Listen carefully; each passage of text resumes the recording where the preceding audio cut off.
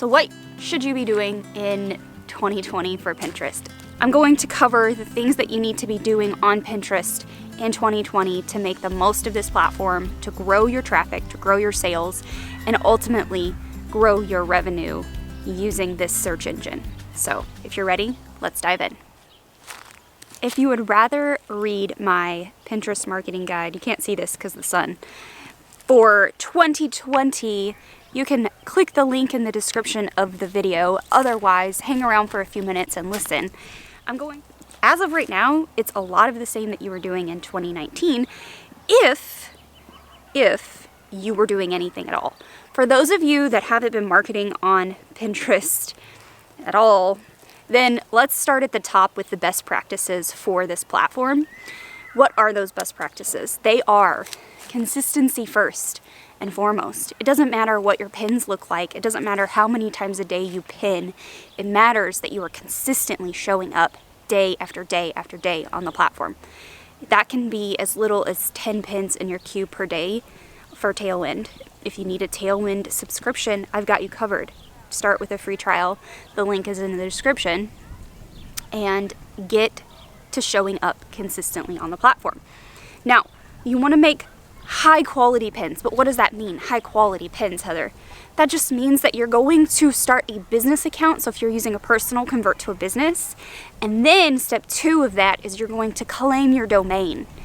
Claiming your domain tells Pinterest that you are legitimate and that pinners should look at your content. Create click-worthy visuals. Again, I know I said it doesn't really matter what your pins look like. First and foremost, you need to show up.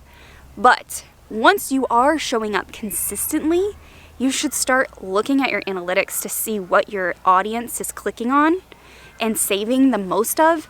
And then once you know that information, then you can start using that to guide you into creating a Pinterest image template that will convert. Okay? Create high quality visuals. Usually that means pins with a text overlay and a high quality image on the back. If you need examples of that, just go check out my profile, pinterest.com/HeatherFerrisCo, and you can see what I've got going on there. I only pin high quality visuals and I only create high quality visuals, at least in my opinion. What is that worth though? So pin image sizing has changed in 2019. At the beginning of the year, we were still going with like 735 by 1102, 100% still relevant. Pinterest has changed their best practices guide to say it is now 1000 by 1500, which is still 2 to 3, a 2 to 3 ratio. So go with a 2 to 3 ratio and you can't fail, okay? Use your keywords properly. Holy smokes! I'll link a card up below, or up here, for an SEO video. If you don't know how to do SEO, stop and watch this video. Stop! You have to understand how to search for keywords. If you run across someone that tells you you need to use some third-party tool to find keywords on Pinterest, stop following them. Bye-bye.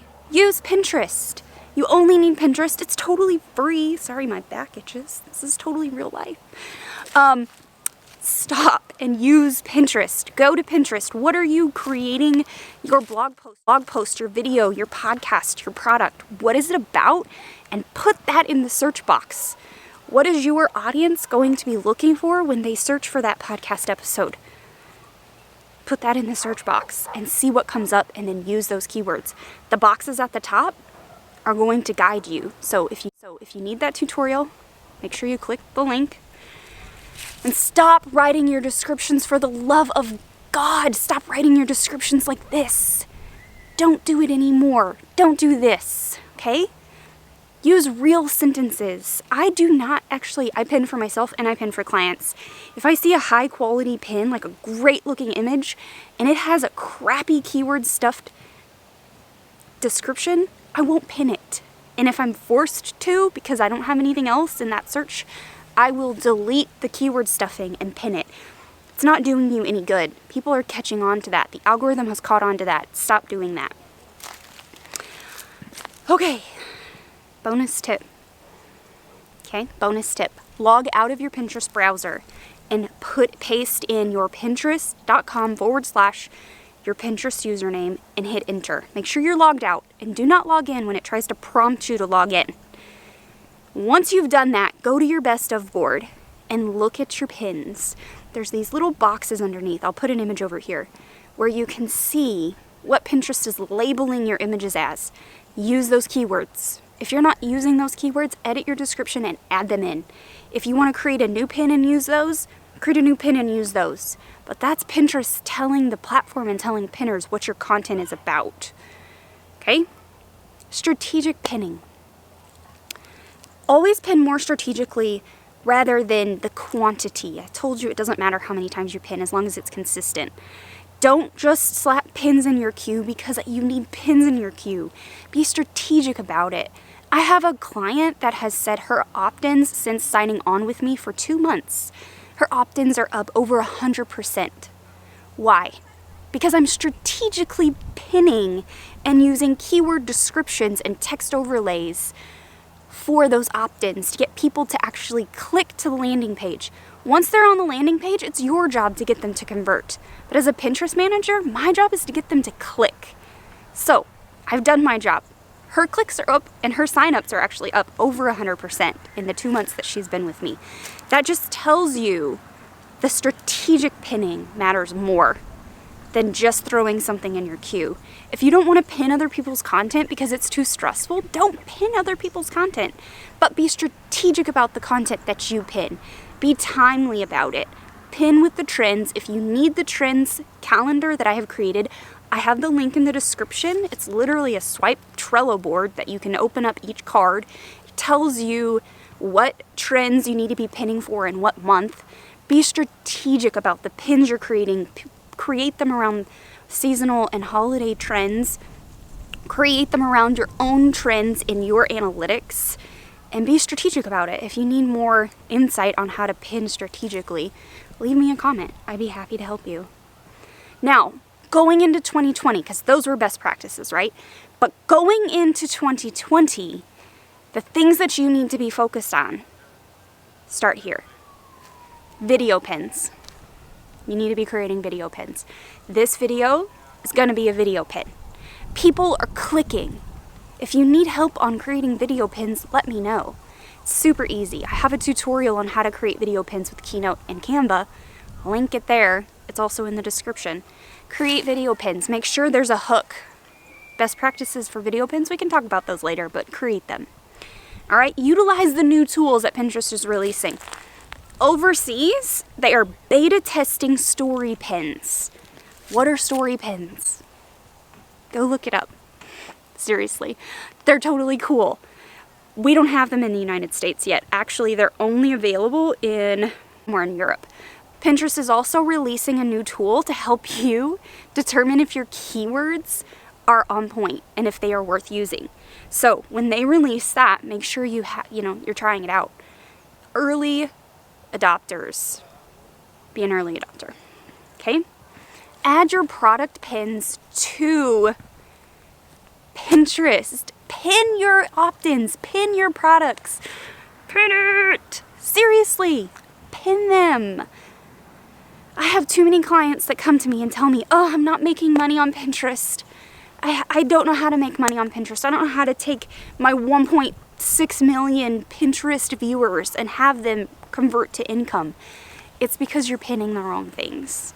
Pin your products and pin your opt-ins. Before you pin anything else, pin those things. Start promoting pins. I love promoted pins. Seriously. Love them. You need to do it. You have to start promoting pins. You don't have to, but you should, because they are so much more cost effective than Facebook ads. I'm running Facebook ads right now and they are costing me an arm and a leg for the same thing I'm getting on Pinterest. It stresses me out. I'll say, I don't understand Pinterest ads. It's what I do for a living. Let me help you. If you need a course, you should take Monica Frost's Pin Practical Promotions because it is out of this world. Yes, I'm an affiliate. I'll put the link below. I think you should be promoting Pinterest pins. Okay? 2019. they went public. They have investors to answer to now, which means not everything is going to be free. You should start promoting pins. And then stay up to date. Honestly, that's it.